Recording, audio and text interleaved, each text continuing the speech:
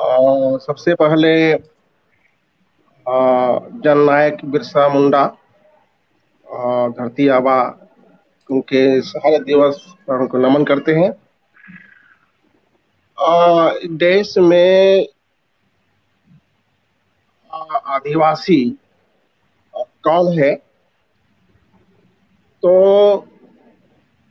इसकी विभिन्न अवधारणाएं हैं, लेकिन जो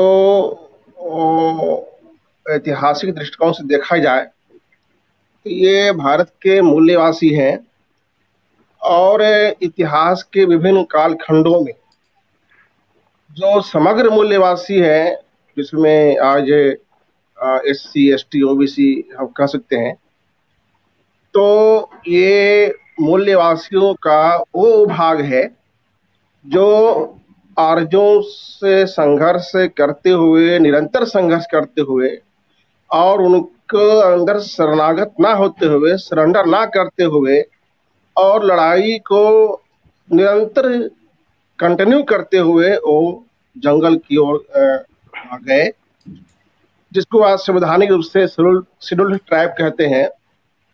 और मूल्यवासियों का एक तबका जो गांव की ओर आए हुआ अनटचेबल है, जो शेड्यूल कास्ट है, और एक बड़ी तबका जो गांव के अंदर रहे वो शूद्र है, जिसको आज OBC कहते हैं। तो मिलाजुला करके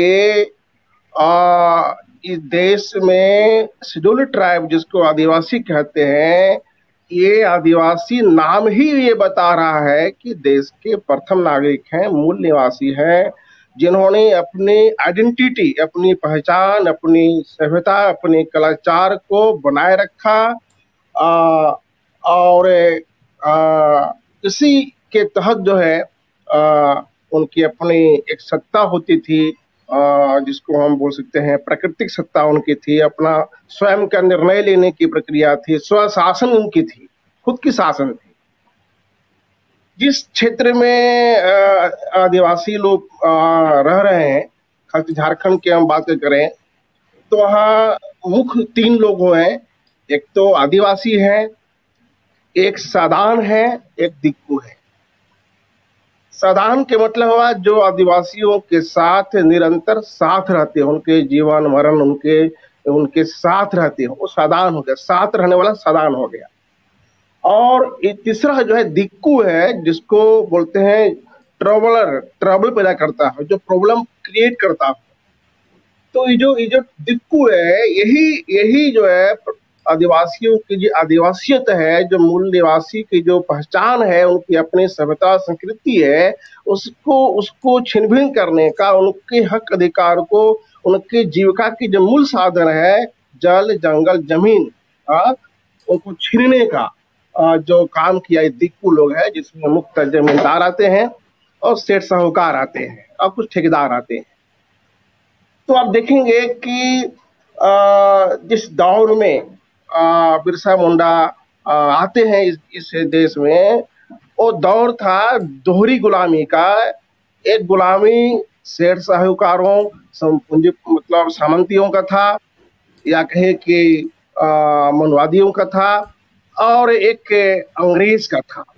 लेकिन जो बहुत करीब से जो आदिवासियों का शोषण किया, जो मुख्य शत्रु है, वो है दिक्कू, वो है जमींदार, वो है साहूकार, और वो है ठेकेदार, जो सो कॉल्ड द्विज वर्ग से आते हैं, जिसको हम 15% के दायरे में रखते हैं।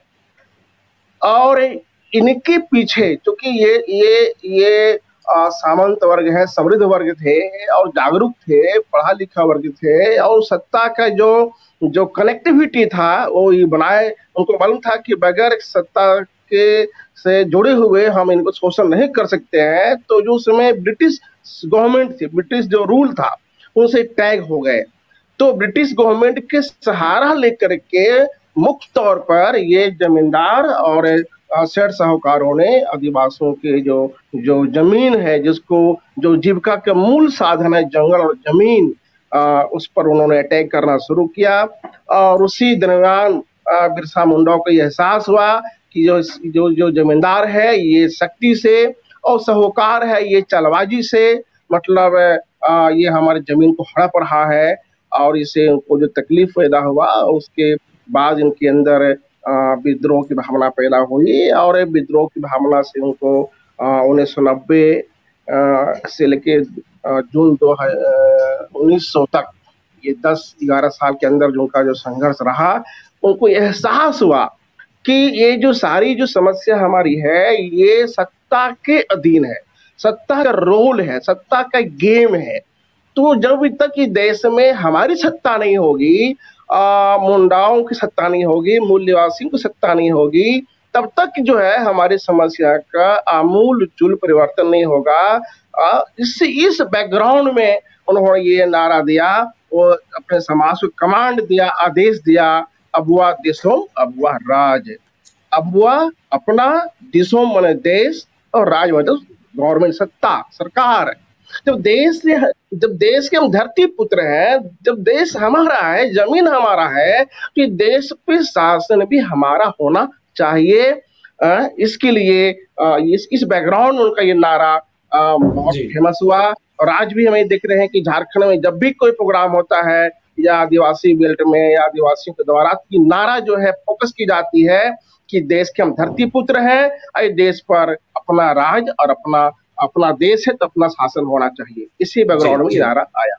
ये जो नारा है अबुआ देशम अबुआ राज, देखेंगे कि जिस तरह से बिरसा मुंडा जी ने अपने मूल्यवासियों को कमांड दिया, पीछे बैठे, थोड़ा पीछे बैठ जाइए। हाँ, मूल्यवासियों को कमांड दिया, निर्देश आदेश दिया कि देश हमारा है तो राज हमारा होना चाहिए। तो उसी प्रकार से संत रैदास ने भी कमांड दिए हैं कि चाहूं ऐसा राज में जहां सबन को मिले अन्न, छोट बड़ संब से रविदास रहे प्रसन्न। तो संत रैदास ऐसे संत भी राज की कल्पना कर रहे हैं, बिरसा मुंडा साहब भी राज की कल्पना कर रहे हैं। बिहार लेलिन जगदेव प्रसाद जी ने स्पष्ट कहा कि 10 का शासन 90 पर नहीं चलेगा, नहीं चलेगा। और सब मिला के डॉक्टर भीमराव अम्बेडकर ने जो हमें कमांड दिया कि go and write on the wall of your houses that we have dream to become the ruler of our land and nation. जाओ अपने घरों के दीवारों पर लिख दो कि हमारी एक सपना है कि इस देश की, इस राष्ट्र और मातृभूमि का शासक बनना है, शासक जमात बनना है। तब देख रहे हैं कि अब हमारे तमाम महापुरुषों ने, उनका एक कमांड है और एक समान कमांड है, एक समान ऑब्जेक्टिव है, कमांड करना, रूल करना। लेकिन विडंबना ये है कि हमारे महापुरुषों का लक्ष्य एक है, लेकिन जो उसकी अनुयायी है और टुकड़ों में है और अलग अलग सोच रहे हैं। तो आज ये अलग अलग सोचने के दायरे से ही मतलब ये समस्या पैदा हो रही है, जो अभी मैडम बता रहे हैं, बस्तर की समस्या हो या विस्थापन की समस्या हो, ये जो भी समस्या है, मतलब इतनी बड़ी समस्या है कि आज जो आदिवासी जो एक सिंबॉलिक बना हुआ है, एक समृद्धि और एक आत्मसम्मान का और स्वशासन का, और खास करके जो आज ये पर्यावरण की जो समस्या आ रही है, तो देख रहे हैं कि लोग जंगलों में बड़े बड़े पूंजीपति जो है चारा घर बनाए, उसको कॉलोनी बनाए ताकि वहां का वातावरण को शुद्ध हवा मिले। तो इस ढंग से अब देख रहे हैं कि ये राज सत्ता से ही दमन चल रहा है। तो राज सत्ता से ही दमन चल रहा है, तो उसके खिलाफ में छोटे मोटे प्रतिक्रिया करना, रिएक्शन करना, तो घटना हो गया तो विरोध करना, ये तरीका नहीं है। बाबा साहब अम्बेडकर भी अपने आंदोलन शुरू करने से पहले पूर्व के तमाम आंदोलनों का अध्ययन किया और ये पाया कि छोटे मोटे पत्रकार करने से, आवेदन दे देने से ये समस्या हल नहीं होगी। कोई बड़ा आमूल चूल परिवर्तनवादी आंदोलन करना होगा। तो उसी बैकग्राउंड में आज जो हमारे समाज में बहुत से पार्टियां हैं, छोटे मोटे संगठन काम कर रहे हैं, और तमाम संगठन जो है बस डिमांड करो और रिएक्शन करो, भूजा चलाओ भेजा नहीं चलाओ। ये जो भुजा की जो लड़ाई है, ये जो बॉडी की लड़ाई है, ये जो लाठी और नारी की लड़ाई है, सड़क की लड़ाई है, इससे हमारी समस्या हल नहीं होगा। इसलिए बिरसा मुंडा का और संत रविदास और जगदेव बाबू और बाबा साहब का जो जो कमांड है, उसकी रिलेवेंसी ये बता रहा है कि देश में रिएक्शन मत करो, एक्शन करो, डिमांड मत करो, कमांड करो। पीएम देश में बहुजन है, मूल्यवासी है, तो मूल्यवासी कमांड करेगा भाई, डिमांड नहीं करेगा, रिएक्शन नहीं करेगा। तो जो भी आज चुनौती हमारे सामने है वो इस परिप्रेक्ष्य में आया है कि हमने बिरसा मुंडा के उस नारा को सही परिप्रेक्ष्य में नहीं समझा। कुछ हद तक झारखंड में हम अगर जो जो प्रभारी रहे हैं, झारखंड का जो आप देखेंगे मूवमेंट देखेंगे शिबू सोरेन जी का और सूर्य मंडल जी का, झारखंड राज्य अलग होना चाहिए, अपना देश मतलब झारखंड, मतलब देश के मतलब राज्य, नॉट कंट्री। मतलब एक जमाना था कि देश के मतलब लोग 100 कोस माइल पर अपने एरिया को लोग देश मानते थे, बाद में लोग अपने जिला जवार को देश माने, आज थोड़ा सा आगे बढ़े तो झारखंड देश मान रहे हैं। जबकि लोग आज एमए बीए पास है, यूनिवर्सिटी है, कॉलेजेज है, लोग भारत को देश मान रहे हैं, लेकिन आज भी हमारे लोग भारत को देश नहीं मान रहे हैं। एक तो ये समस्या है कि अगर भारत को अगर देश मानते और बिरसा मुंडा के उस नारे को इस दिशा में मतलब उपयोग करते कि अबुआ देशुम अबुआ राज के मतलब भारत देश हमारा है, तो देश पर राज हमारा होना चाहिए। अगर ये विजन डेवलप अगर हो जाए तो फिर ये जो आधार बेस बनता है कि देश पर राज करना है, तो सिर्फ आदिवासी राज नहीं कर सकता, सिर्फ शेड्यूल कास्ट राज नहीं कर सकता, सिर्फ ओबीसी राज नहीं कर सकता, या और इसका मतलब है कि तमाम सफरर और को सफरर, दुखी और सम दुखियों को एक होना बहुत जरूरी है। और क्रांति का सिद्धांत भी है कि अगर शासक और शोषक एक तरफ है, वन साइड है, ऑपरेशन ग्रुप में है, तो शोषित और शासित के तमाम समूहों को एक होना बहुत जरूरी है। और ये एक होने से ही मतलब जगदेव बाबू का, संत रविदास जी का, बिरसा मुंडा का और बाबा साहब का, और कुल मिला के हम सब का जो जो सपना है और जो जो जो आपदा जो आ रही है वो दूर हो सकता है। इसलिए आज के तारीख में तमाम छोटे मोटे संगठन को रिएक्शन करने के बजाय, डिमांड करने के बजाय हमारी मांगे पूरी, तुम किससे मांग रहे हो भाई, किससे तुम मांग रहे हो? ये मांगने की छोड़ो हैबिट, और ये दिमाग में रखो कि हम बिरसा मुंडा के खून के औलाद हैं, उनके नस में हम उनकी खून बह रहा है, बाबा साहब का खून बह रहा है, जगदेव बाबू और संत रविदास की वाणी हमारे अंदर में है, तो उनका आदेश बढ़ रहा है कि कमांड करो, कमांड करो, किंग बनो, किंग मेकर बनो, देश पर अपना राज करो। और इसलिए आज इस नारे की पूरी पूरी प्रासंगिकता है।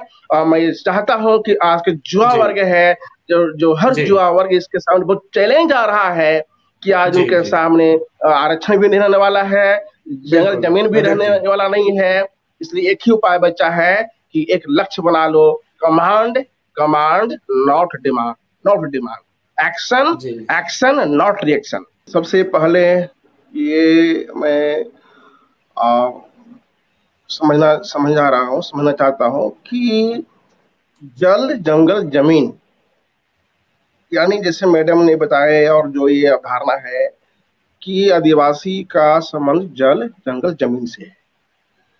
अगर जंगल से आदिवासी है, उसका प्रेमी है, जंगल को आदिवासी बचाता है, तो अगर जंगल जिसको हम वन कहते हैं, तो अगर देश में वन और पर्यावरण का मंत्री अगर मंत्रालय है, वन मंत्रालय है, और वन मंत्रालय जो है वो इन तीना वालों के हाथ में है, तो जंगल आपके पास है, लेकिन जंगल पर जो शासन करने वाली जो यंत्रणा है, मंत्रालय है, वो आपके पास नहीं है। आप जमीन हमारे लिए पूज्य है, जमीन हमारे लिए सब कुछ है, लेकिन इस देश में जो कृषि मंत्री है वो हमारा नहीं है। कृषि हमारी है और कृषि मंत्री वो है जो कृषि करते नहीं है। जल के लिए हम प्रेमी हैं, जल से हमको लगाव है, लेकिन जल संसाधन मंत्री अब वही लोग हैं। इसका मतलब है कि ये समस्या राजनीतिक है, ये हमें मान लेना चाहिए और इसका समाधान राजनीतिक ही है।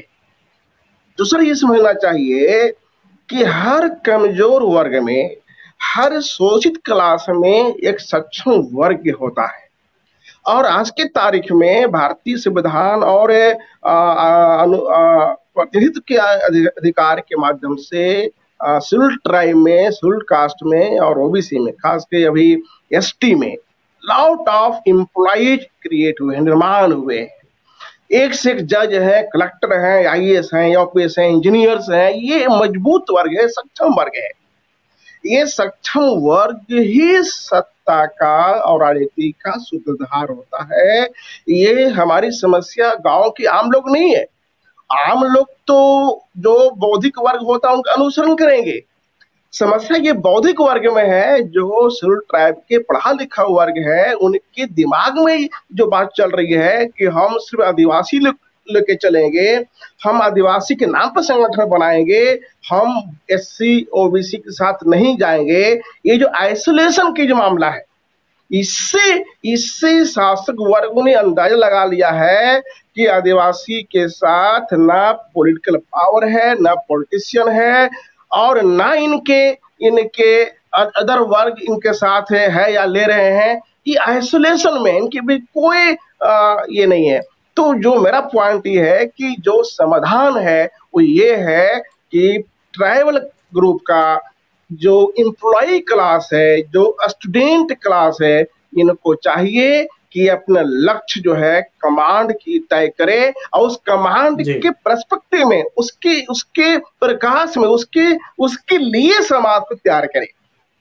मेरा मानना है कि जिस दिन भारत में एक भी मूल निवासी, चाहे वो बस्तर का हो, चाहे झारखंड का हो, चाहे उड़ीसा का हो, एक आदमी अगर कोई है और दूसरा आदमी अगर ऑपरेटर है, अगर ऑपरेटर आदमी को पता हो जाएगा कि ये जो ट्राइबल आदमी है, ये शेड्यूल्ड कास्ट का आदमी है, ये आदमी अकेला नहीं है, इसके पीछे राष्ट्रीय लेवल का संगठन है और वो संगठन बहुत मजबूत है। इसका मतलब है कि अगर हमें शोषण को बचाना है तो दो काम करना होगा। एक तो सक्षम वर्ग को आगे आना होगा और सक्षम वर्ग को, जो पढ़ा लिखा वर्ग है, उनको ऑब्जेक्टिव तय करना होगा कि देश में हमें कमांड करना है, हमें डिमांड नहीं करना है। और कमांड करने की ऑब्जेक्टिव के तहत जो है उनको एससी एसटी ओबीसी के साथ पोलराइजेशन करना है। और उसके लिए बहुत नया चीज नहीं बना भी सकते हैं, तो ऑलरेडी देश में बामसेफ नाम का संगठन काम कर रहा है, जो एससी एसटी ओबीसी के एम्प्लॉइज को एक कर रहा है और ऑब्जेक्टिव कमांड रखा है। जो नॉन एम्प्लॉय उनके लिए हमारे वापसुट विंग है, मूलवासी संघ है, विद्यार्थी संघ है, हमने पार्टी ही बना लिया है, राष्ट्रीय पार्टी की जो हम चल रहे हैं। तो ऑलरेडी आपसे जानना चाहेंगे जी, संक्षिप्त में जानना चाहेंगे। आत्रा मैडम ने कहा था कि ओबीसी और एससी के जो लोग हैं, उन्होंने एसटी भाइयों के समस्याओं की तरफ ध्यान देना चाहिए, वहां जाकर के उनको सपोर्ट करना चाहिए। उसके बारे में आपकी राय जान करके इस कार्यक्रम को हम समाप्त करना चाहेंगे। जी, बामसेफ तो काम कर रहे हैं, सभी को पता है एससी एसटी ओबीसी। ये बड़ी सवाल है। और हम जो फील्ड में काम करते हैं, तो not only Jharkhand, not only scheduled tribe, also SC, also OBC में ये सवाल आता है कि भी फला जगह समस्या आप क्यों नहीं जाते हैं। तो मेरा पॉइंट ये है कि हमने स्टैंड लिया है कि दुश्मन के द्वारा पैदा किया गया समस्याओं को अगर हम निदान करने लगेंगे तो दुश्मन जो है निरंतर समस्या की फैक्ट्री है।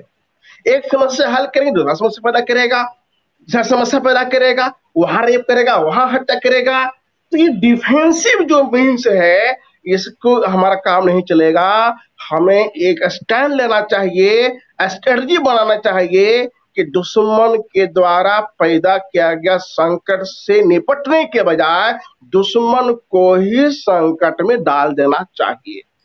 जब दुश्मन संकटग्रस्त होगा तो हमारे लिए समस्या पैदा नहीं करेगा।